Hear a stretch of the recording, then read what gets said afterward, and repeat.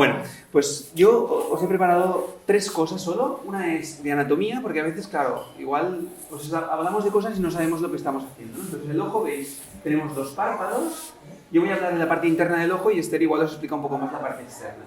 Dentro de los párpados tenemos la conjuntiva, que es la parte que ahora marcan en amarillo, que es la parte blanca del ojo. Y también aquí ya podemos ver lo que es eso es una imagen del ojo por dentro. Veis que es como una pelota de tenis. Y aquí tenemos los músculos que se ocupan de los movimientos de los ojos. Tenemos 6 músculos, 4 rectos y 2 oblicuos, que son los que van movilizando el ojo pues, a un lado y a otro. Y los que posteriormente, en aquellos casos de los niños que tienen estrabismo, los modificamos para corregir el estrabismo.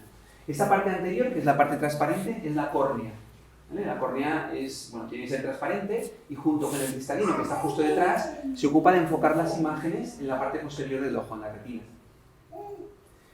Después de la córnea tenemos la cámara anterior. Bueno, aquí tenemos la imagen de la esclera, que es la parte blanca. El ojo es como una pelota de tenis, como os decía, y tiene 3 capas principales en la parte externa. La esclera, que es la blanca, la coroides, que es la que se ocupa de llevar toda la irrigación a la capa más interna, que es la retina, que es la que se ocupa de detectar las imágenes. Tenemos también detrás de la córnea lo que llamamos cámara anterior, el iris, que es donde está la pupila, lo que da el color a los ojos, y justo detrás del iris tenemos el cristalino, que junto con la córnea lo que hace es enfocar las imágenes en la retina.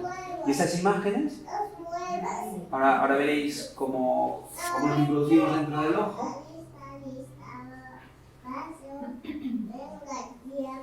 Entonces, esas imágenes que enfoca la córnea y el cristalino pasan a la retina. La retina, que es esta imagen que veis aquí, está dentro de la parte más interna de la pelota de tenis, y esa pelota de tenis está rellena de un gel que se llama vítreo, ¿vale? Entonces, eso es como si estuviéramos en la retina y fuéramos viendo la parte anterior del ojo. Esto de aquí son las venitas del ojo, y ahí tenemos el nervio óptico, ¿de acuerdo? La mácula es la parte, digamos, en la que vemos las imágenes con más detalle. Entonces, cuando estamos mirando a una persona, miramos la cara de esa persona, esa cara está en la mácula. Entonces, cuando miramos a esa persona, vemos cosas alrededor. Y eso es lo que vemos con la retina periférica, que las vemos con menos detalle, pero también las estamos detectando, ¿no? Entonces, muchos casos de retinoblastoma, cuando la lesión está en el centro, lo que pasa es que el niño no es capaz de ver la cara, esa zona ve una zona negra o muy borrosa, pero en cambio la periferia sí que la está viendo. Y eso es una cosa que le permite, por ejemplo, andar sin chocar con las cosas y bueno, más o menos movilizarse de este tipo.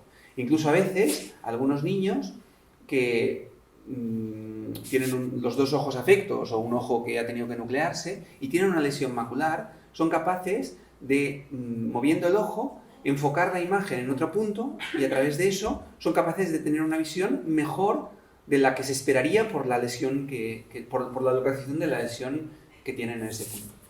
Y ahora sí que podemos continuar. Vale. Y esto es como si saliéramos del ojo otra vez. Y bueno, aquí veis lo que os estaba explicando de esa imagen que se enfoca en la retina. La retina tiene unas células que son los fotorreceptores, que lo que hacen es la transforman en un estímulo eléctrico. Y ese estímulo eléctrico, a través del nervio óptico, se va a la parte posterior de la cabeza, en la zona cortical, que es la que interpreta esas imágenes.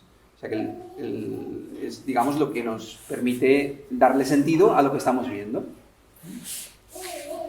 Y bueno, esto es un poco lo que es la anatomía del ojo. Cuando os digo que si la mácula, que si la retina, que si el vítreo, pues un poco os quería enseñar esto. Y esto es un corte del ojo en el que veis todo lo que estábamos diciendo. La parte más anterior, la córnea, el iris.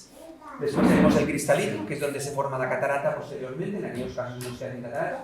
Ahora, por suerte, la verdad es que es poco frecuente.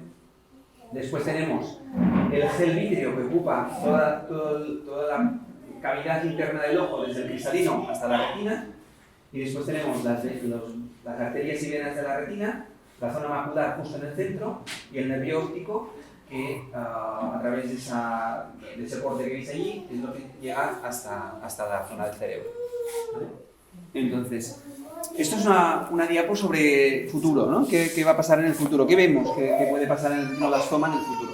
En primer lugar, tenemos todo lo que es el mundo de la terapia génica, que, como sabéis, estamos llevando a cabo un ensayo clínico con un virus modificado genéticamente para el tratamiento de retinoblastoma, que es un ensayo clínico que todavía no ha demostrado que sea útil, pero es un camino que parece que podría tener mucho sentido en un tumor que tiene un gran componente genético, ¿vale? Entonces, ¿puedes clicar otra vez? Otra cosa de la que también Carlos ha hablado y que estamos hablando mucho es sobre la biopsia líquida y los tratamientos personalizados. Los tratamientos personalizados, de hecho, en algún caso ya los estamos haciendo, porque en algunos pacientes a los que les tenemos que sacar el ojo, les obtenemos muestra de retinoblastoma, entonces esa muestra la introducimos en ratones y entonces podemos probar diferentes tratamientos y ver cuál es el tratamiento que mejor se adapta a ese caso concreto, ¿vale? De momento tenemos que sacar el ojo para hacer esto, para poder tomar muestra, pero quizá en un futuro esto lo podremos hacer sin tener que llegar a este paso, ¿no? Y después, otra cosa que también nosotros yo creo que estamos muy enfocados en ese tema es la colaboración internacional, no solo a la hora de recibir pacientes de otros sitios, de los cuales pues hemos recibido pacientes de Indonesia, de Camboya, de Sudamérica y aparte pues también todo lo que es desarrollar el acceso a tratamientos tanto en algunos países latinoamericanos como en África, en un proyecto que empezó Geno y que igual después os lo voy a explicar con más detalle, en relación a intentar diagnosticar y tratar pacientes en Mozambique, ¿vale? Entonces, bueno, es otro punto que también es importante porque de los 8.000 retinoblastomas al año que hay en el mundo, la mayoría están en Asia y en África, porque son los continentes con mayor natalidad. Entonces, claro, en nuestro medio, afortunadamente, la supervivencia en el retinoblastoma es superior al 97%, pero en algunos países de África es de un 40% aproximadamente la supervivencia, ¿no? Entonces, también está en nuestro deber intentar aumentar esa supervivencia en esos países.